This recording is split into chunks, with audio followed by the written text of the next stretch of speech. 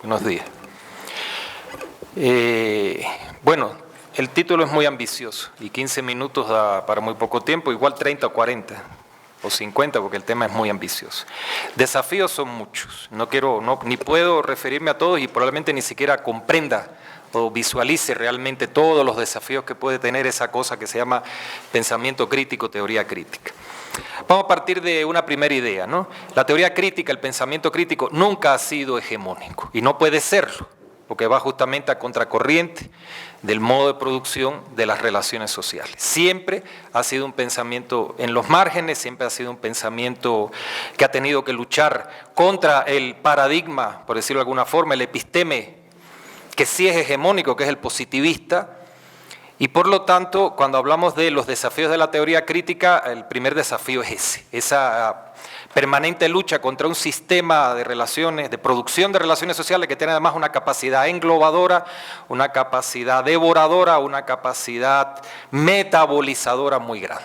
Y el lunes señalaba simplemente un ejemplo, el propio psicoanálisis, la propia historia de vida de Sigmund Freud, como la academia norteamericana en un momento determinado, a diferencia de la academia europea, que se muestra en un inicio muy intolerante con el aporte de Freud, la academia norteamericana lo recibe, asimila el psicoanálisis, lo medicaliza, lo instrumentaliza, lo comercializa y empieza ahí una historia muy complicada.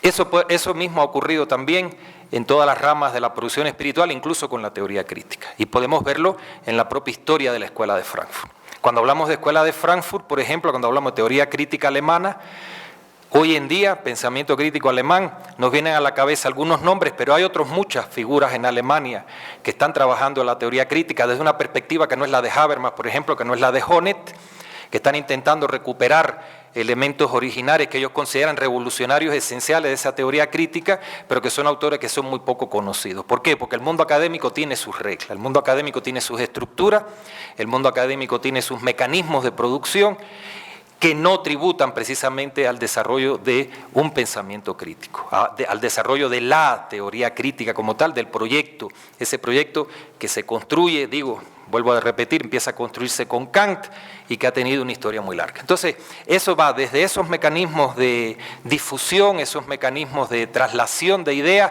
en los cuales algunas ideas, algunas obras, algunos libros, algunos autores son muy difundidos y otros no lo son, hasta los mecanismos que todos los que vivimos y trabajamos en el mundo académico conocemos, ¿ya? Con qué temas se pueden obtener becas, con qué temas se puede obtener dinero para hacer investigaciones, con qué temáticas se pueden obtener plazas de trabajo y con cuáles es mucho más difícil o simplemente es imposible. Entonces, si vamos a hablar de las dificultades o los retos no son solo en el campo teórico, que lo son, por supuesto, ¿no? Y muchas de las ponencias que se han hecho aquí tienen que ver con eso, las discusiones, las interpretaciones entre unos autores, otros autores, etc. Pero también tiene que ver por aquí. ¿Por qué? Porque la teoría crítica no puede ser solamente una labor de cenáculos, de grupos, de torres de marfil, tiene que luchar contra esa tendencia por parte del poder de aislarla, de guetoizarla. Y entonces, naturalmente, ahí viene una lucha muy fuerte, que es una lucha además que no se resuelve solo a nivel de la universidad, sino que se tiene que resolver incluso desde antes. Porque cuando el alumno llega, y los que trabajamos en la universidad con estudiantes de grado, lo sabemos muy bien, ¿verdad? Cuando ese alumno ya con 18 años, o tal vez más, llega a la universidad, le cuesta mucho trabajo, entender un estilo de pensamiento que es radicalmente distinto a ese estilo de pensamiento positivista que ha sido el hegemónico. Y eso naturalmente implica transformaciones sociales muy complejas, implica una labor muy compleja, sistemática al nivel de la realidad social, a nivel de todo el sistema de relaciones sociales, porque, como digo, no es una cosa que se resuelve solo a nivel de la universidad. Se resuelve incluso en un plano que es muy complicado, una de las soluciones sería un plano muy complicado, que es justamente esto de la producción disciplinaria del saber. La teoría crítica está en contra de la disciplinariedad, y eso no se resuelve simplemente hablando de multidisciplinariedad, no se resuelve hablando de transdisciplinariedad, sino que se resuelve intentando pensar cómo construir un conocimiento que no se quede limitado a determinadas disciplinas entendidas como marcos estrechos y que eso tiene que ver evidentemente con una interpretación acerca de la sociedad, pero no solo una interpretación acerca de la sociedad, sino el modo en que la sociedad se nos presenta, aparece ante nosotros como una sociedad dividida en espacios que tienen una autonomía. Entonces, mientras estemos hablando de ese conocimiento disciplinario, estaremos evidentemente en las antípodas de una teoría crítica. Para poder entender entonces cómo formar a ese joven que está en la universidad, en primer lugar, ¿cómo lo vamos a formar? Es decir, ¿qué quiere decir la necesidad de que, lo mismo si usted va a estudiar la psiquis del ser humano, los procesos complejos de la psiquis del ser humano, que si va a estudiar los procesos complejos de producción de plusvalía, que si va a estudiar los procesos complejos de la construcción política, necesite, por ejemplo, a un autor como Kant. ¿Qué es lo que quiere decir eso? ¿Qué es lo que quiere decir que necesita un autor como Hegel, por ejemplo? ¿Qué es lo que eso quiere decir? Porque la necesidad de filosofía de la que se habló aquí, cosa que yo comparto totalmente, y no es por gusto, que hay una tendencia muy fuerte desde hace ya algunos años, en muchos países, en la mayoría, de eliminar la filosofía, el estudio de la filosofía en la enseñanza media, no digamos ya en la enseñanza superior, no significa, quiero decir, proclamar la necesidad de la filosofía, no quiere decir tampoco proclamar la necesidad de que cada uno esté aprendiendo simplemente porque es una cuestión cultural, que existió un tipo que se llamó Kant, que dijo determinadas cosas, pero que no sabe ese profesional en qué le está aportando ese pensamiento a lo que él está haciendo. Y entonces empezamos a establecer clasificaciones. Kant es filósofo, Weber es sociólogo, el otro será no sé qué cosa. Entonces, si yo soy sociólogo, solo estudio a los sociólogos, y si me vas a poner algo de otro lugar, debe ser simplemente por un prurito de cultura general, que yo debo saber que este señor Kant no era checoslovaco, que era alemán, por decir algo, ¿no? Eso es una cuestión importante. Y otra cuestión importante, por cuanto vivimos en un mundo marcado por las realidades del capitalismo, es cómo podemos atraer a nuestros estudiantes, y ese es un problema muy serio también, para que se interesen por una cosa que se llama teoría crítica, pensamiento crítico. ¿Por qué? Porque con el pensamiento crítico se va a morir de hambre, así redondamente. Es decir, tenemos que pensar en esa cosa que se llama oferta y demanda, donde lamentablemente la oferta significa, perdón, la demanda significa la demanda del mercado. Entonces, mientras la demanda sea la demanda del mercado, para teoría crítica no va a haber demanda. Va a haber demanda para un sociólogo del trabajo, por ejemplo, y esa es la historia de la sociología del trabajo, del impulso inicial, lo que quiere simplemente es ver cómo puede crear instrumentos para manipular a un trabajador para que trabaje más, esté más contento y gane menos. Entonces, hacer una sociología del trabajo crítica es mucho más difícil. Es cierto que hay muchos problemas con la enseñanza de la filosofía. Incluso aquí en Ecuador es muy difícil estudiar filosofía. Esa carrera es difícil de encontrar. ¿Cómo entusiasmamos a un joven para que estudie filosofía? Bueno, si pertenece a la clase alta y no tiene mayores problemas económicos, puede estudiarla como el famoso violín de Ingres, ¿no? Que es una cosa que voy a hacer en mi tiempo libre. Pero lo que está ocurriendo cada vez más en la universidad, sobre todo en la universidad pública, y no solo en Ecuador, en muchos otros lugares del mundo, es que entran jóvenes que entran a la universidad porque están buscando una carrera para ganarse la vida. Y eso es un tema también importante. Luego, eso no se resuelve solo en una facultad. Eso tiene que ser un interés también y una dedicación, una intención a nivel social de construir una demanda. Los especialistas en marketing saben que la demanda no es un fenómeno que cae del cielo y que está ahí, que usted produce después que aparece la demanda, ¿no? La demanda se produce, se construye. Y entonces justamente también sería una tarea que rebasa el simple marco de lo que puede hacer una universidad, porque es justamente una cuestión de nivel social, de políticas sociales, de políticas culturales, de políticas educativas, de políticas en el sentido más amplio del término, para decirle a un joven, bueno, usted va a estudiar teoría crítica y cómo me voy a ganar la vida después con eso. Por hablar solo de filosofía, por ejemplo, ¿no? O de sociología, si al final lo que él va a encontrar es la posibilidad solo de hacer encuestas o de ver si va a votar por aquel o va a votar por el otro, o si va a usar pasta Colgate o va a usar la pasta no sé cuál. Ese es un problema muy serio, porque si no, seguimos con una teoría crítica que sigue siendo un mero elefante, una torre de marfil, un objeto muy, vamos a decir, exótico, un objeto muy exótico que sigue en los márgenes. Entonces hay que pensar esas estrategias que, como creo haber intentado explicar, son estrategias que no pueden ser solo académicas, sino que tienen que ser estrategias sociales en el sentido más amplio del término, en la formación del profesor, ¿ya? De ese profesor que va a trabajar con los alumnos, en el salario que va a recibir ese profesor, que va a trabajar con ese estudiante, en cómo vamos a intentar construir un pensamiento crítico realmente en ese estudiante, que lo que significa es construir en ese individuo la capacidad de visibilizar lo que el poder invisibiliza. Gracias. Muchas gracias, Jorge. Le damos la palabra, por favor, a Eduardo Kickman. Bueno, yo me he inspirado para esta intervención en la intervención muy rica de Santiago Castro Gómez el día de ayer, y sobre universalismo y particularismo. Y lo que estaba pensando es que no es un debate, aunque es un debate renovado a partir de la reflexión de Santiago, es un debate muy antiguo. Es un debate que, por ejemplo, está en la discusión que se dio alrededor del libro de Todas las Sangres de José María Arguedas, y que atraviesa el conjunto de la obra de Arguedas. O sea, basta recordar por el llamado a algunos doctores, o sea, no puedo, veamos si leemos el poema después de un ratito, pero en Arguedas hay una constante preocupación por los cambios que va produciendo el desarrollo del capitalismo en el Perú, la ampliación de la mercantilización y los cambios que se van produciendo en las comunidades y en las culturas. Es de hecho una preocupación respecto a modificaciones universales, pero desde su mundo, del mundo del Perú profundo. En Arguedas hay, por ejemplo, la discusión si se debe escribir en quechua o se debe escribir en español. Y hay, digamos, cuando uno lee los diarios de Arguedas, encuentra siempre esa tensión entre él, que no es un doctor, y los doctores. Es decir, hay una permanente violencia simbólica con respecto a este escritor de provincia, o este escritor que escribe desde el margen.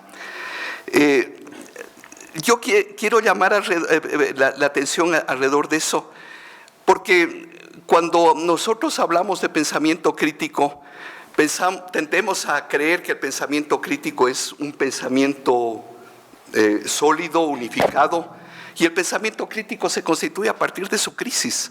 Es decir, el pensamiento crítico nace con su crisis. Es decir, si nosotros revisamos cualquiera de los grandes pensadores, es decir, es una sospecha que ya está en Marx, es una sospecha que está en Foucault, es una sospecha en donde Simone Weil, cuando hace la lectura de los textos de Marx, descubre eso como una fisura dentro del pensamiento de Marx. Es un fenómeno, digamos, porque la crisis de la sociedad que vivimos, que no es solo la sociedad del capitalismo, es el conjunto de las sociedades occidentales, y los occidentales vivimos una profunda crisis. Esa crisis a la que llamamos globalización, la globalización es una crisis, esa crisis a la que vamos diciendo, y esa razón universal, concebida como una crisis también, es decir, está siempre atravesado por eso. Entonces yo llamaría la atención sobre ese fenómeno. O sea, primero, ¿desde dónde pensamos? En el caso de Arguedas, en el caso de muchos pensadores, el pensamiento se constituye sobre el pensamiento, llamado pensamiento universal, se constituye permanentemente sobre la base de una partición de lo sensible en el término de Rancière. O sea, con quienes participan y no dentro de lo que es pensamiento, lo que no es pensamiento. La historia del arte, tal cual como es concebido a partir del Renacimiento, marca esa partición entre arte y no es arte. Y yo me pregunto si la propia historia de la filosofía no plantea también ese tipo de partición. ¿Qué derecho tenemos a pensar los que no estamos inscritos dentro de la gran historia de la filosofía? ¿Es posible pensar en un pensamiento fuera de ese campo o fuera de los campos legitimados? Es decir, era posible para Arguedas pensar sobre el Perú fuera del campo de las ciencias sociales o fuera del pensamiento legítimo. O sea, yo no estoy planteando, y coincido con Santiago Castro, o sea, no estoy planteando el particularismo, pero estoy planteando la necesidad de también tomar en cuenta el otro elemento en juego, o sea, cómo nos inscribimos y desde dónde nos inscribimos dentro de esta globalización, que no solo es una globalización económica, política, sino una globalización tecnológica, una globalización cultural, una globalización en el campo del pensamiento. Y creo que habría que pensar en eso. O sea, ¿dónde se inscribe el sistema universitario? ¿Qué somos nosotros dentro de esta división internacional del pensamiento? Somos simples informantes, al igual que Arguedas. O sea, somos gente que proporcionamos información a los centros académicos internacionales. Ese es nuestro lugar. ¿O es que nosotros podemos disputar ese lugar y desde dónde disputamos? Yo al asistir a este seminario, o sea, yo que no soy filósofo, me llamó la atención cómo había un grupo interesantísimo de jóvenes que están aprendiendo filosofía y están inscribiéndose dentro de la erudición de la filosofía. Yo pienso que no se puede pensar filosóficamente sin una erudición filosófica. Al mismo tiempo siento con preocupación la posibilidad de que nosotros lo que hagamos es repetir modelos, que nos convertamos en comentadores de los filósofos y que nuestro referente sea y nuestras posibilidades sean la de comentadores. Entonces, mi pregunta es, ¿por qué la filosofía o el intento de pensar la filosofía desde aquí no se abre hacia el pensamiento social en sentido más amplio? Creo que ahí hay un desconocimiento de la forma como existe la filosofía contemporáneamente. O sea, el pensamiento de Deleuze, de Foucault, de Rancière, es un pensamiento que no se desarrolla como un pensamiento especulativo, que es un pensamiento que se desarrolla estrechamente, con una estrecha vinculación, por ejemplo, con el mundo del arte o el mundo del cine o el mundo de la historia. Es decir, es un pensamiento que se desarrolla en relación a materiales concretos. El pensamiento concebido como un juego de abstracciones es un pensamiento que no tiene cabida actualmente a nivel universal. Pero me pregunto si nosotros estamos buscando también inscribirnos dentro de esa línea de reflexión. Y yo diría que, por ejemplo, gran parte de las aportaciones de Bolívar Echeverría son posibles gracias a su relación por ejemplo, con la historiografía sobre el barroco mexicana. Es decir, y sus limitaciones también vienen de eso, porque Bolívar Echeverría piensa el barroco fundamentalmente en el siglo XVII, hacia el siglo XVII, cuando el barroco es fundamentalmente un encuentro civilizatorio. Pero ¿qué pasa con el barroco posteriormente? ¿Cómo se constituye? ¿Cuál es la relación del barroco tal como se constituye en México, pero también en los Andes, con un tipo de economía, con un tipo de configuración de la economía? ¿Qué pasa entre el siglo XVIII y el siglo XIX? ¿Qué pasa contemporáneamente cuando el barroco existe únicamente como un barroco popular, cada vez más marginalizado por una cultura de masas? Y también plantearía en el otro sentido, ¿por qué no nos acercamos al pensamiento de gran cantidad de pensadores que piensan a partir de la historia, utilizando fundamentalmente la reflexión filosófica? Y creo que en el caso del Ecuador, el caso más emblemático para mí es el de Andrés Guerrero, un pensador que va siendo olvidado, pero Andrés Guerrero es alguien que logra reflexionar, o sea, logra reflexionar a partir de nociones filosóficas muy enraizadas dentro del tratamiento histórico y antropológico. Es decir, si queremos nosotros rendir un homenaje a Foucault, si queremos rendir un homenaje a Deleuze, si queremos rendir un homenaje a Marx, creo que el mejor homenaje es pensar a partir de nuestras realidades, utilizar todo ese saberes instrumentales, erudición, para pensar lo nuestro. Es decir, no podemos imaginarnos que pensamos cuando lo que somos repetidores. Y el último punto es que el pensamiento mismo esté en un proceso de renovación que no necesariamente parte de la filosofía. Solo voy a dar dos elementos. O sea, la relación con la tecnología. Es decir, todo lo que a partir de él por ejemplo, reflexiona Braidotti. Es decir, nosotros ya no somos humanos en el sentido puramente corporal. A nuestro cuerpo está incorporado una cantidad de dispositivos tecnológicos. Pensamos a partir de un juego de dispositivos que no entendemos cómo funcionan, como un fenómeno global, universal, pero también con repercusiones muy específicas en nuestros países. Y el otro tema es también un tema desarrollado por los antropólogos. Es la reflexión de Bruno Latour, de Eduardo Kohn, de Castro, la reflexión sobre la relación con los no humanos. O sea, cuando dice Eduardo Kohn, ¿y cómo piensan los árboles? No qué piensan los que piensan sobre los árboles, sino que cómo piensan los árboles o cómo piensan los animales. O sea, cuál es la relación nosotros de los humanos y como civilización destructora del mundo. ¿Cuál es nuestra relación como humanos con esa gran catástrofe?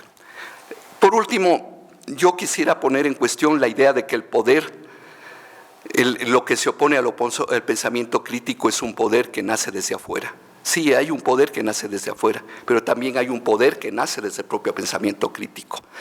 Y ese poder tiene que ser combatido. O sea, no puede haber pensamiento crítico mientras dejemos que se constituya como sistema de poder y que se constituya como pensamiento único. Gracias. Muchas gracias, Eduardo.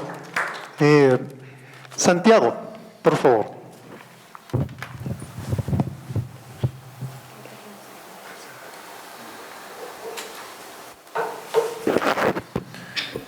Bueno, buenos días. Bueno, muchas gracias primero por la invitación a participar en este panel que tiene la intención de recoger varias de las reflexiones de los días anteriores, como de que cada uno de nosotros presente su visión de lo que se ha discutido en estos días. Yo estoy muy de acuerdo con lo que los dos colegas anteriores han dicho, pero quisiera entrar por otro lado al tema de los desafíos del pensamiento crítico y quisiera hablar de los desafíos propiamente políticos del pensamiento crítico. Y voy a decirlo de una forma simple. Yo creo que el principal desafío hoy es la construcción de un bloque histórico en América Latina. Un bloque histórico justo en el nuevo terreno geopolítico que se está delineando y que estamos viendo en estos días. Y yo creo que uno de los problemas que yo veo es que la izquierda, lo que yo llamo la veteroizquierda, no tiene un lenguaje para entender lo que está ocurriendo. Arrastramos lenguajes pensados para ejercer el pensamiento crítico en escenarios que están dejando de ser los nuestros. Entonces, a mí me parece, sería la primera idea, que uno de los desafíos del pensamiento crítico es no solo pensar y articular una serie de conceptos, de lenguajes comunes que nos permitan entender la coyuntura que estamos atravesando, sino contribuir decisivamente a la creación de un bloque histórico en América Latina, un bloque histórico nacional popular en América Latina.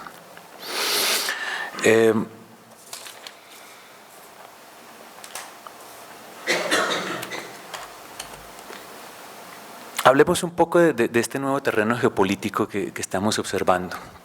Yo lo interpreto como la crisis del neoliberalismo.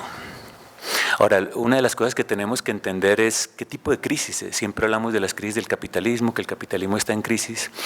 Tenemos que entender de qué crisis estamos hablando. Estamos hablando de una crisis de Estado, estamos hablando de una crisis de régimen o estamos hablando de una crisis orgánica.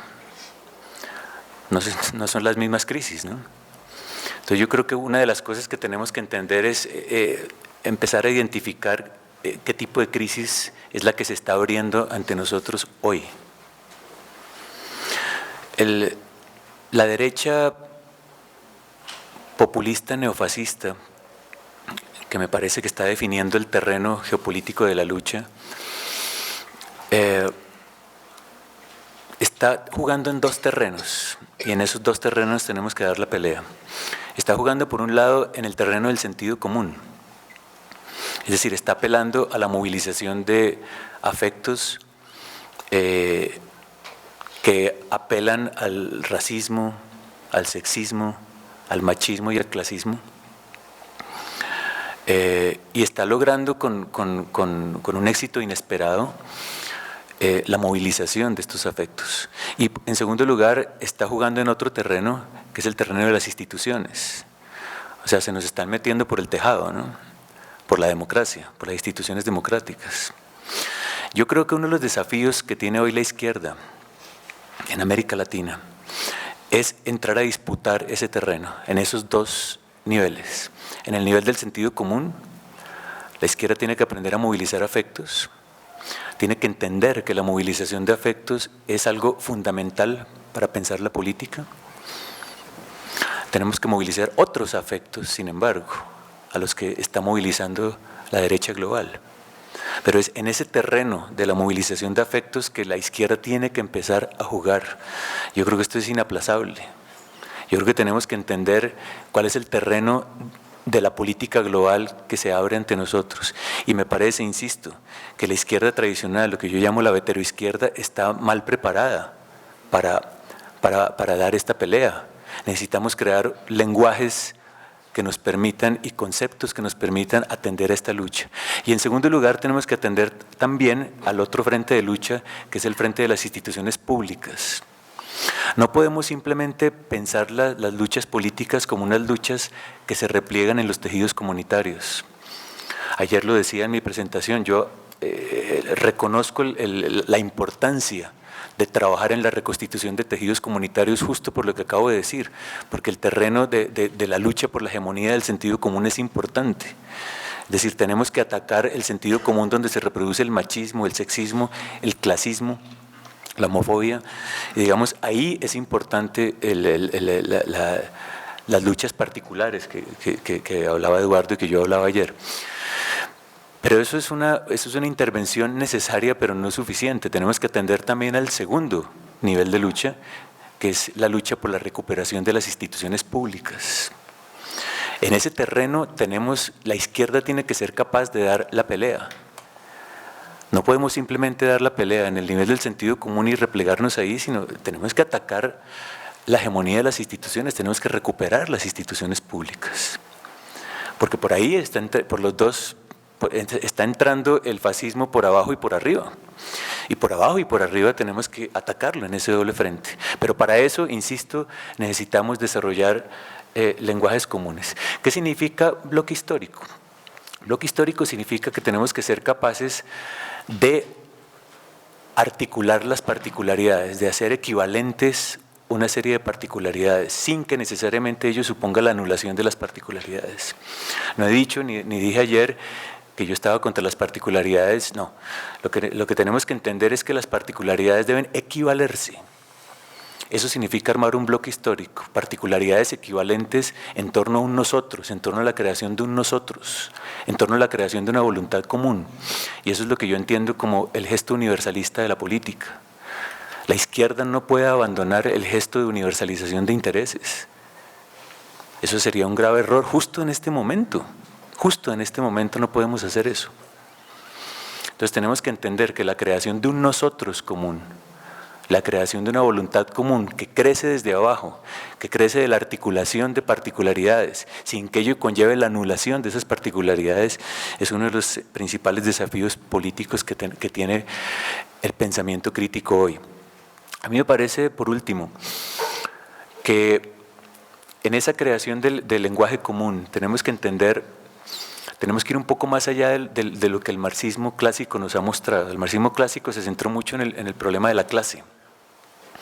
Y la clase sigue siendo importante, pero lo que hemos venido mostrando desde América Latina hace un tiempo, que me parece muy valioso, es que tenemos que pensar esos 4 elementos, que yo le llamo los 4 jinetes, que son la clase, la raza, el género y la sexualidad.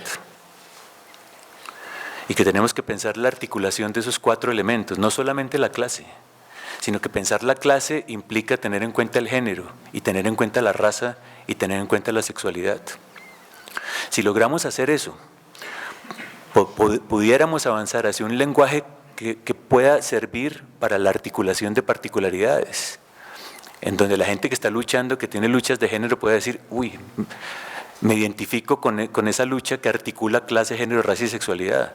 Cuando los que están luchando por el tema de la sexualidad se pueden articular, cuando las luchas económicas se pueden articular ahí. Entonces a mí me parece importante empezar a articular un lenguaje integrador que sirva para la equivalencia de distintas particularidades.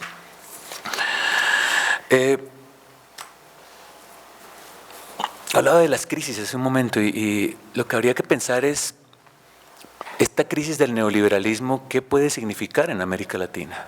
¿Puede significar una crisis de régimen? ¿Puede significar una crisis de Estado? ¿O puede significar una crisis orgánica?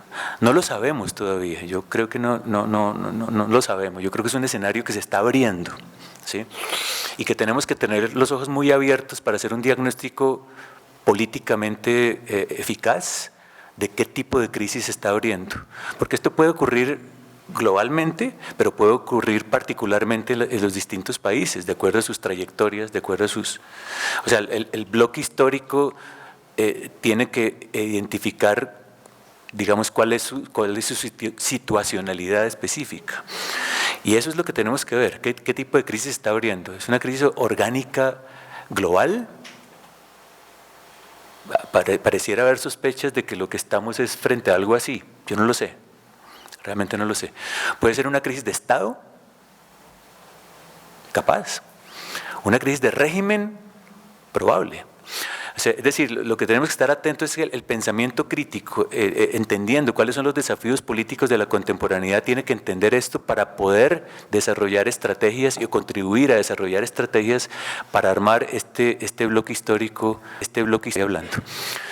Yo lo dejo por ahí, David, y me gustaría escuchar, y luego podemos, no sé si podemos volver a retomar todas estas cosas. Gracias, Santiago. Necesariamente vamos a retomar. Luciana, por favor. Vale, muchas gracias. Bueno, buenos días a todos, gracias por estar aquí, gracias por haberme invitado a participar de esta mesa. Si bien ya lo dije el día de mi conferencia, quiero agradecer de nuevo a David porque realmente es un trabajo sumamente importante el que está haciendo de reactivar la filosofía en Ecuador y de activar la filosofía en Flaxo, y lo he visto trabajar día a día para que estas jornadas hayan tenido lugar, y también agradecer a otras personas que me olvidé de hacerlo el día de la conferencia, y son los becarios. Si nosotros tenemos agua, estamos cómodos, están nuestros nombres ahí, es porque ha habido un equipo de becarios, de jóvenes filósofos, que de manera sumamente, digamos, seria y comprometida han estado también colaborando, y también Lorena, que es la secretaria. Creo que es importante conocer los nombres de las personas que han permitido que esto tenga lugar, porque esto no es algo dado, sino que es resultado de un trabajo colectivo, así que nada, nombrarlos y agradecerles muchísimo para que esto pueda tener lugar. Con respecto a la mesa, que tiene que ver, sí, un aplauso para...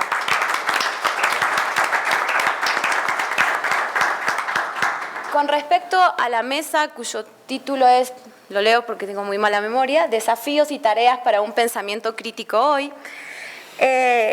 Para poder tener un pensamiento crítico hoy, creo que es importante dar un paso atrás también, y en ese sentido me gustaría recuperar una imagen una imagen de los años 30, en la que hay unos jóvenes pensadores, no había muchas mujeres lamentablemente, o al menos no estaban visibilizadas en los relatos oficiales, pero hay unos jóvenes pensadores que fundan lo que nosotros conocemos hoy como la Escuela de Frankfurt, y en la Escuela de Frankfurt entendemos que aparece una crisis que se traduce de dos maneras explícitas. Una es el surgimiento de la experiencia del fascismo, y por otro lado es la experiencia del capitalismo, ¿no? Si nosotros prestamos atención a esas dos preocupaciones que surgen entre los teóricos críticos de la Escuela de Frankfurt, entendemos que tiene grandes similitudes con lo que nos está pasando hoy a nosotros, donde vemos que hay una crisis del capitalismo, que obviamente el capitalismo vive de sus crisis, pero sí es verdad que estamos experimentando una crisis política de un modelo neoliberal de capitalismo, y por otro lado estamos experimentando otra vez el fascismo, en sus nuevas formas de darse, con unas mutaciones muy curiosas e interesantes, porque es un tipo de fascismo que además incorpora ciertos legados de la izquierda, incorpora incluso ciertos legados de la teoría crítica, es un fascismo que a su vez incluso hasta se puede permitir cierta idea de incorporar las cuestiones de género, los problemas del feminismo, del ecologismo, etcétera. Es decir, estamos ante un fascismo muy sofisticado, ¿no? Pero bueno, decía que me interesaba dar ese paso atrás y recuperar esta imagen de los jóvenes de la Escuela de Frankfurt, porque estaban pensando los mismos problemas que nosotros. Y quizás dejando a Benjamin de lado, porque creo que él es un personaje curioso y es más aliado nuestro hoy, pero dejando a él de lado, creo que de alguna manera en esa experiencia de la teoría crítica hubo a mi entender, dos inconvenientes que hoy debemos pensar. Y tiene que ver con lo siguiente, es decir, cuando ellos pensaban la experiencia del fascismo y pensaban la experiencia del capitalismo, lo entendían como el fracaso del proyecto ilustrado, ¿no? Y de alguna manera existía una preocupación por pensar alguna idea de emancipación del fascismo y emanciparse de esa forma del capitalismo, haciendo una crítica aguda del proyecto ilustrado. Pero me da la sensación de que se quedaron en un plano más bien negativo, más bien destructivo. Es verdad que luego viene la segunda fase de la Escuela de Frankfurt, pero creo que las respuestas normativas que intentaron dar no tienen que ver con este impulso que veíamos en las primeras generaciones de la Escuela de Frankfurt. Y creo que en parte esta lectura destructiva del proyecto ilustrado, destructiva del fascismo y del capitalismo, tiene que ver porque había un cierto pensamiento reactivo. Había un cierto pensamiento reactivo desde dos lugares, lo estoy pensando. En primer lugar, porque había una gran desconfianza hacia lo popular. Había un cierto elitismo implícito hacia lo popular porque, como el fascismo había sido un movimiento erigido a partir de las masas, había una posición por parte del teórico crítico, que también viene de la herencia marxista, de posicionarse ante lo popular, es decir, de posicionarse como en el lugar del lúcido desencantado que encuentra y es capaz de develar las ideologías que operan en las masas y entiende que simplemente es desarmar esos circuitos que están operando para que otras posibilidades salgan a la luz. Pero la vía para poder desarmar esas conexiones lo hacían a través de una excesiva racionalidad, es decir, de explicar con argumentos cuáles eran los problemas, suponiendo que entonces los problemas iban a desaparecer. Y no había una conexión con lo popular, sino que simplemente se los veía como un objeto pasivo de investigación. Por eso digo que hay un cierto elitismo, sobre todo se puede ver en el caso más que nada de Adorno. El horror que experimentaba Adorno para cosas que hoy llamamos arte, como podía ser el cine, la radio, el jazz, etcétera, efectivamente, ¿no? A eso me refiero con esa falta, digamos, de sensibilidad para entender qué es lo que se estaba cocinando ahí a nivel popular en ese entonces. Y la segunda cuestión reactiva, que entiendo que se daba en la teoría crítica, tiene que ver con ciertas imágenes totalizadas de las experiencias que se vivían. Es decir, decir, las instituciones era algo que había que destruir, las instituciones dieron lugar a las peores experiencias de la humanidad, es decir, el Estado, el poder, las instituciones aparecían como lugares desde los cuales los intelectuales debían huir, sí o sí, porque eran la máxima expresión del fascismo o del capitalismo. Y yo creo que hoy lo que nosotros tenemos que hacer, a mi entender, reactivarlo, obviamente, lo mejor del legado de la teoría crítica, pero no caer en esos dos errores. En ese sentido, me parece que en primer lugar es necesario abandonar esa posición del lúcido desencantado y entender lo popular desde otro lugar. No se trata de estar ante lo popular, sino, como insistí yo en mi conferencia, y en ese sentido comparto lo que decía Santiago, creo que Gramsci es importante hoy, porque Gramsci nos permite, que Gramsci pensaba por esos mismos años también de la Escuela de Frankfurt, Gramsci nos permite entender una conexión distinta con lo popular. Hay un devenir popular del intelectual, de hecho, los intelectuales somos todos para Gramsci. Lo que pasa es que cada uno luego experimenta distintas determinaciones, pero todos somos intelectuales y podríamos añadir todos somos pueblo también. Entonces, eso posibilita pensar la necesidad de conectar con lo popular de otra manera si realmente queremos modificar el sentido común. Y eso supone que no se trata de dar argumentos racionales a las personas, primero porque se experimenta una sensación de rechazo y violencia por parte de quien percibe esos argumentos. Y en segundo lugar, porque el gran triunfo del neoliberalismo está en el sentido común y no está a nivel racional, está al nivel de los afectos, de las emociones, de las identificaciones libidinales. Es decir, hay todo un campo del ámbito de lo sensible que tiene que ser trabajado desde lo sensible para que pueda tener lugar esa transformación. Por eso comparto lo que decía Eduardo al principio, que tiene que ver con toda esta dimensión del arte, de lo cultural, es decir, esos son los dispositivos necesarios para posibilitar los acercamientos y esa transformación y construir una alternativa al neoliberalismo. Y en segundo lugar tiene que ver con algo que decía Santiago, que es la cuestión de las instituciones. Yo creo que la teoría, el pensamiento crítico hoy no tiene que tenerle miedo a las instituciones y tiene que entender, desde mi punto de vista, la importancia emancipadora que puede haber desde las instituciones mismas. Y ahí sí yo marcaría un matiz. Yo creo que en América Latina, con nuestros pros y nuestros contras, con nuestros más y nuestros menos, históricamente, en distintos momentos de la historia, hemos dado ejemplos de formas de institucionalidad distintas. Formas de institucionalidad donde lo público, la posibilidad de pensar el derecho desde lo político, las formas de construcción de subjetividades colectivas, ya ha tenido lugar. Y yo creo que en estos últimos años, hoy lo vemos con más pesimismo, pero creo que cuando pasen los años nos vamos a dar cuenta de que han habido experiencias institucionales a rescatar, que incluso se han vuelto ejemplo para otras experiencias políticas que se están gestando en Europa o en otros países como alternativas al neoliberalismo.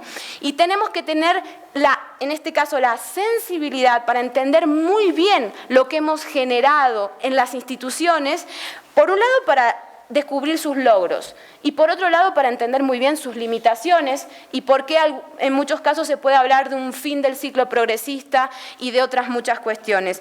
Creo que es necesario un trabajo de lectura muy aguda y de, como decían los tres colegas, Jorge, Eduardo y Santiago, de activación, digamos, de posibilidades para pensar otros lenguajes, otras formas de entender las alternativas al neoliberalismo. Y en ese sentido creo que el gran desafío del pensamiento crítico hoy es, a partir de esta conexión con lo popular y esta posibilidad de apropiación de las instituciones, pensar una nueva idea de emancipación, que ya no es la noción de emancipación marxista, que todos sabemos que en el fondo había una una herencia cristiana y una pulsión de muerte muy peligrosa que tenía que ver con ir hacia un cierto final y una reconciliación de la humanidad consigo misma, que es el peor de los sueños posibles, porque es la gran pesadilla de todos los hombres, porque es la muerte en última instancia, es la muerte de nosotros como seres humanos. Entonces, ¿cómo a partir de todas estas, y ahí sí comparto las ideas del psicoanálisis, cómo a partir de todas las malas noticias acerca de la subjetividad y de los procesos políticos y de las emancipaciones, y de los procesos políticos y de nuestros fracasos, podemos pensar hoy una nueva idea de emancipación? ¿Cómo la teoría crítica puede construir un horizonte de futuro para pensar una idea de emancipación concreta, material, y que no suponga la realización última de la humanidad? Porque en el fondo eso también es una forma de fascismo. Y con esto lo dejo aquí y luego eso, si les parece, continuamos con la discusión.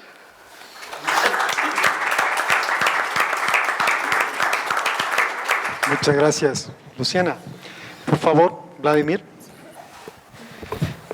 Desafíos y tareas para un pensamiento crítico hoy. Buen día con todas y todos. Me hubiera gustado tener más tiempo para poder conversar con Luciana sobre esta posibilidad. No creo que Marx haya supuesto esta reconciliación última del ser humano con el ser humano, pero bueno, eso queda aparte. Cuando se nos propuso pensar tareas y desafíos del pensamiento crítico, es decir, es algo enorme, gigantesco, y muchas cosas ya se las dijo Jorge, Eduardo, Santiago, Luciana. En cuanto a los desafíos, diría yo, sociopolíticos del pensamiento crítico, solo los denuncio porque ya han sido dichos, concuerdo con lo que se ha apuntado. Yo creo que hay que hacer una reconstrucción crítica del momento político regional y global, que Santiago nos lo explicó bastante bien. Hay que pensar una destrucción de la primacía y legitimidad enunciativa europea, me conecto ahí un poco con Eduardo, es decir, Europa ya ha dejado desde hace tiempo de ser centro de enunciación mundial del pensamiento crítico. El pensamiento crítico habita en muchos espacios del planeta con sus particularidades y claro, hay una tarea por reconstruir desde Latinoamérica algo que sin, digamos, romper con la tradición crítica europea, vaya consolidando momentos propiamente latinoamericanos. Otra cuestión que veo como tarea es el descentramiento del pensamiento crítico. Me refiero a aquel pensamiento crítico que ha tenido una cierta continuidad en Latinoamérica, he puesto los estudios post, los estudios de, y ahora nuevamente estudios post. Es decir, hay que pensar tratar de articular alguna racionalidad en el caminar de la criticidad en Latinoamérica. Es extremadamente diversa, ¿no? A veces, se decía desde la primera charla, a veces pensamos que el único pensamiento crítico es aquel que recoge la herencia de la teoría crítica frankfurtiana. Es así, pero no es el único, hay muchísimos pensamientos críticos.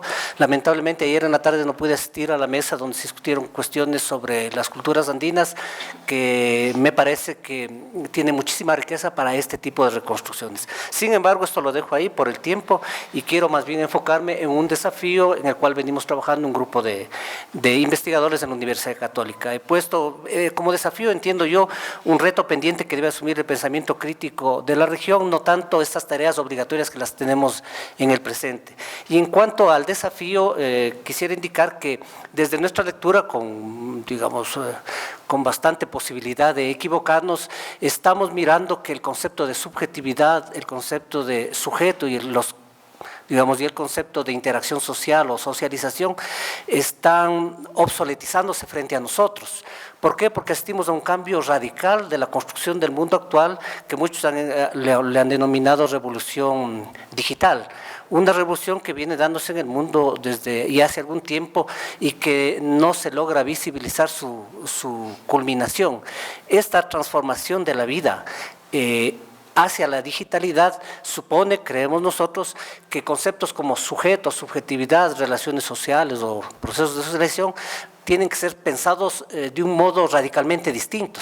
El mismo concepto de sujeto, me comentaba un colega con los que trabajamos, me decía, debemos abandonarlo porque si, esto nos anunció ya Eduardo, si comenzamos a visibilizar las relaciones que tenemos los seres humanos y la incorporación de dispositivos técnico-digitales a nuestro cuerpo, el mismo concepto de sujeto y de subjetividad se ponen en fuerte crisis. Esto es obvio que en los países centrales se lo mira con mayor claridad, por la expansión que tiene la tecnología digital en estos países, pero en nosotros no deja de ser preocupante, y creo más preocupante porque al no tenerlo tan cerca como se los tienen las sociedades centrales, no podemos tener capacidad reflexiva.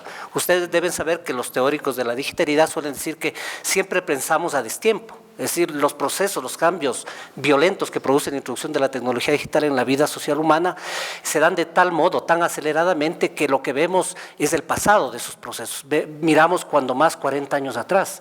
Es decir, es muy difícil mirar lo que está sucediendo. Y mucho más en nuestras sociedades, que por los procesos de colonización e independencia social, estos procesos nos llegan primero de un modo discontinuo y, digamos, no orgánico. De ahí la importancia de comenzar a pensar qué es subjetividad en estos tiempos. Yo creo, es algo que estamos tratando de probar, es que la tecnología digital, si bien puede ser entendida como un producto del capitalismo, esta tecnología se va convirtiendo poco a poco en la base o el motor propulsor del sistema propulsor, y cuando entendamos cómo la tecnología digital pasa a ser ya no, por decirlo de algún modo, un fenómeno producido por el capitalismo financiero, donde se lo ubica, sino más bien como base, como motor, como propulsor del capitalismo actual, entonces las cosas van a cambiar, creo yo, radicalmente en el análisis. Para esto es lo que quise, lamentablemente me atrasé al envío de ponencias.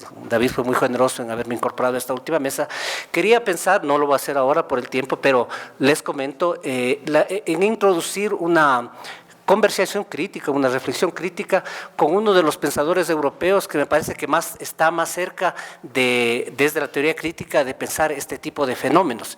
Ustedes deben saber que hay muy pocos textos desde teoría crítica que se interesan por las cuestiones digitales, porque creo yo hay un prejuicio de considerarlas como cuestiones enajenantes, no sé, pero no se logra, no se discute en serio con este cambio profundo que está experimentando la sociedad, que es su digitalización. El autor que me refiero es un joven pensador de la herencia de la teoría crítica frankfurtiana.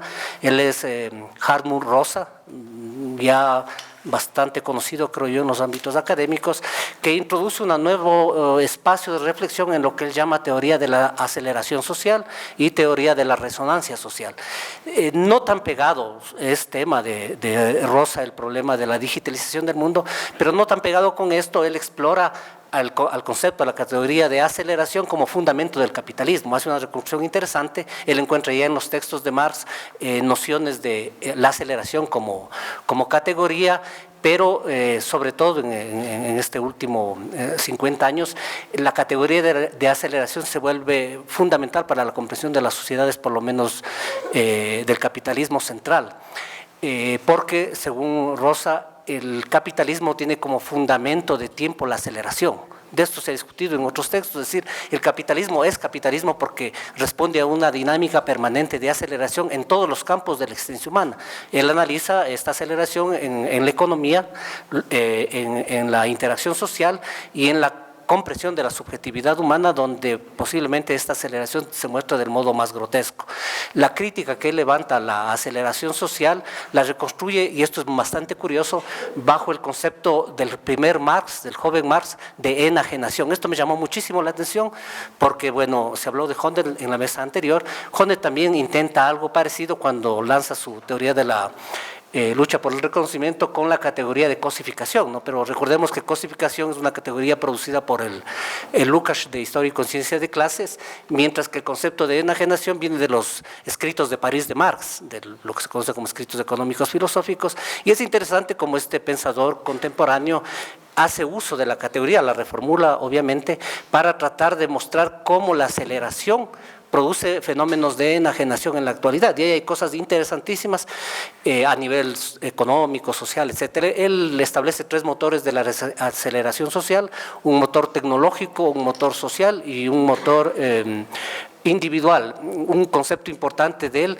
es la escasez del tiempo en la reproducción de la vida subjetiva humana, y el diagnóstico más fuerte a que él llega es al surmenage, ¿no? Él analiza muchísimo el surmenage como la forma clínica en que se muestra los procesos de aceleración. Los seres humanos, por tener límites finitos de nuestra existencia, no podemos acelerar nuestros procesos hasta donde quisiéramos, a pesar de que eso pretende la aceleración, y entonces nos lleva a un límite en donde tanto la reproducción de la vida subjetiva humana como la reproducción de la vida social humana y también la reproducción de nuestra vinculación con la naturaleza ponen un tope.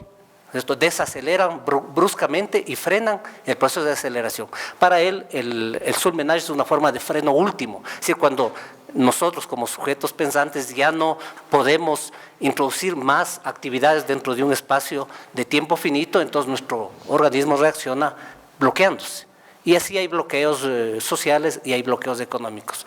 De ahí, claro, las crisis económicas se muestran como formas últimas de la desaceleración de nuestra relación con el entorno material. Bueno, en esta perspectiva nosotros queremos discutir con este autor, con Hartmut Rosa.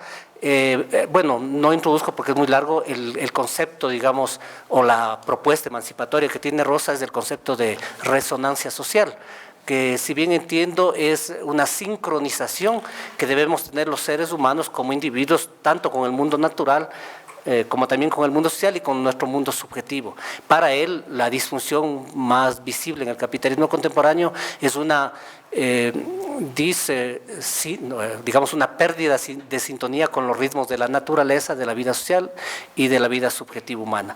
Entonces, bueno, desde esa perspectiva creemos nosotros que uno de los desafíos quizás más importantes a los que se enfrenta la teoría social contemporánea es a pensar cómo poco a poco, todos tenemos ejemplos de esto, ¿no? En la academia, en la vida cotidiana, cómo poco a poco la introducción de la tecnología digital va haciendo de nosotros otros seres, y no solo de nosotros, sino de la sociedad toda y de la sociedad en su relación con la naturaleza. Solo apunto que en la actualidad se discute mucho en estos ámbitos sobre el Internet de las cosas y sobre el Internet de los órganos, ¿no? Y ya se vecina una discusión sobre el Internet de la psiquis humana. Un dato dice que para el año 20, para el año 2020, los seres humanos estaremos conectados por lo menos con 2000 cosas, conectados, controlándolas, interactuando. Ahí viene Latour, ¿no es cierto?, que ha adelantado ciertas formas de comprensión en esa perspectiva, y entonces nos aparece como fundamental darnos un tiempo para poder, esto no supone dejar de pensar, de apuntalar la teoría crítica, la reflexión crítica en los ámbitos más importantes para las sociedades latinoamericanas, como son los espacios de la política, de la construcción de subjetividades sociales, etcétera, etcétera. El temor que tenemos es que al descuidar una reflexión desde nosotros de esta famosa revolución digital, corremos el peligro de experimentar cambios que luego se nos hagan difíciles de poder enfrentarlos críticamente, porque, digamos, perderíamos mucho tiempo en poder comprenderlos. Bueno, así de modo desordenado y muy apretujado, quise resumir las tareas y desafíos del pensamiento crítico. Gracias, Vladimir.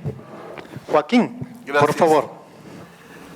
Gracias, David. Bueno, primeramente, mis agradecimientos a ti por haberme tomado en cuenta, mis disculpas que no pude estar desde el comienzo con ustedes.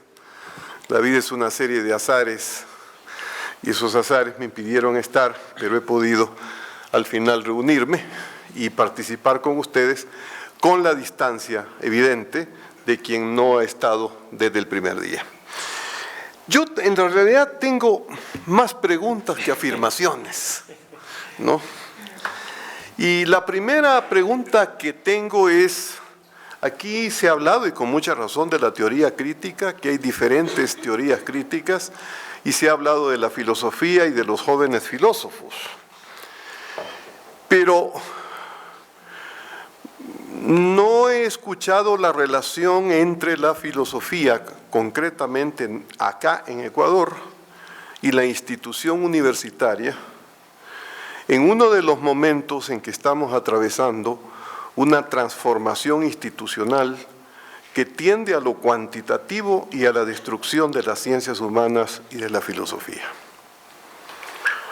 Por cierto, está aquí Iván Carvajal, que acaba de lanzar su libro sobre universidad, que me parece fundamental. Pero yo creo que la filosofía debiera asumir la discusión sobre la universidad, no para quedarse encerrado en la universidad, que es lo que siempre le ha pasado, pero sí para entender a través de la discusión de la universidad qué es lo que está pasando en esta sociedad. Porque, y aquí también todo es discutible, a mí me resulta muy convincente la tesis de Eduardo Rabossi, un filósofo argentino, que sostiene que la filosofía nació hace 200 años en la universidad. Sí, claro, Platón, Aristóteles, los monjes, todo. Pero realmente la filosofía, cuando tiene su acta de nacimiento en su canon, es hace 200 años. Y esa acta de nacimiento es en la universidad, en una institución. Y hay un caso sobre el que yo estoy trabajando que es muy interesante, que es el caso de Roig, que ayer Santiago pues aludió a eso. Roig perteneció a esa especie de filósofos que primero se autodenominaron de la liberación, que por un lado hablaban de la academia y de la institución universitaria en términos peyorativos, quizá recordando la frase de un pensador argentino, Arturo Jaureche, que hablaba del duro corazón de los sabios. Pero por otra parte, se beneficiaron de toda la institucionalidad que les permitió precisamente sacar adelante y difundir su pensamiento. Entonces, en este momento, insisto, donde todas nuestras tesis, investigaciones, producciones de los que estamos en la universidad están sometidos a un proceso en el cual se está positivizando todo, estamos llegando a una cuantificación, a una medición sin límites en las universidades. ¿Qué dice la filosofía frente a esto? Insisto, no para quedarse en eso, pero sí para entender cómo la sociedad y la universidad interactúan. Porque evidentemente la universidad no es, ya, y creo que todos estamos de acuerdo en ello, la universidad no es una institución cerrada, está atravesada. Lo que menos tiene es esa especie de carapazón institucional que le protege. En ese sentido, todos somos ciudadanos de la misma atmósfera que participamos en él. Entonces, esa es una pregunta que a mí me parece pertinente. Insisto, para repensar la sociedad, para repensar la política, para repensar sobre todo cómo el Estado actúa a través de las instituciones y cómo en estos pocos años hemos asistido a una transformación de la universidad, en la que prácticamente, insisto, las ciencias humanas, la filosofía, están excluidas, por más que se alegue con determinados conceptos de Aristóteles a que existe un pensamiento humanista. Y además habría que revisar qué significa hablar de humanismo en el siglo XXI. Creo que las observaciones de Vladimir sobre la época, sobre la cuestión tecnológica, nos plantean algunos temas al respecto, aparte de que el humanismo remite al hombre y el hombre qué es el hombre y realmente no sabemos qué es el hombre. Creo que lo más cercano es que es un dispositivo, que es lo que dice Agamben, ¿no? Entonces, esa es una primera cuestión que me parece a mí que tendríamos que repensar. El segundo tema que me parece importante, yo lo plantearía también en forma de pregunta: ¿puede haber crítica sin sujeto? Ahora bien, de nuevo, hay que volver a definir los términos. Y una de mis grandes preocupaciones es que a veces utilizamos los términos de forma muy ambigua. Y creemos que lo que el uno dice, el otro lo entiende y todos hablamos lo mismo, y no hablamos lo mismo. En eso Rabossi es terminante. Los filósofos somos una especie de Babel, donde cada uno habla desde su discurso. Claro, hay grupos que se entienden, pero en general como tales, y lo hemos vivido en congresos. Los fenomenólogos se reúnen a las 9 de la mañana, los aristotélicos a las 10, los hegelianos a las 11, los analíticos a las 12, los latinoamericanistas siempre les dan las 2 de la tarde. Y como me pasó en Chile, pues estaban en clase. Entonces tuvimos que buscar otra sala, ¿no? En fin, todos los que hemos asistido a congresos ya sabemos cómo es eso. No es ninguna novedad. Pero bueno, la pregunta más de fondo es esto. ¿Puede haber una crítica sin sujeto? Y aquí sí, yo he querido un poco ir al pasado nuestro para interrogarlo desde el presente. Y me refiero al caso de Roig. Yo he leído muchísimos comentarios, tanto de sus discípulos ecuatorianos como argentinos, que son realmente muy laudatorios, muy elogiosos. Pero nadie me explica qué pasó que allá por los años 90 esa filosofía como que quedó rodando sobre sí misma. Y precisamente fue gracias al libro de Santiago Castro Gómez, al cual hablaba ayer su primera edición, yo leí la segunda en el 2011, ¿no? Donde él hace la crítica a la filosofía latinoamericana, que empecé a cuestionarme quién era Roig. Y casi encontré que la respuesta estaba dada en el cuento El Sur de Borges, ¿no? Ustedes recuerdan que al comienzo del Sur, Dalman se pregunta cuál es su identidad, si es argentino o es alemán. Y al final decide, como buen alemán, ser argentino. Y morir peleando a cuchillo en una tarde oscura, en una pulpería sin nombre, con un tipo que parece que era Martín Fierro. ¿Qué es lo que Roig, y esa es la gran discusión que habría que ver? Roig realmente es un kantiano.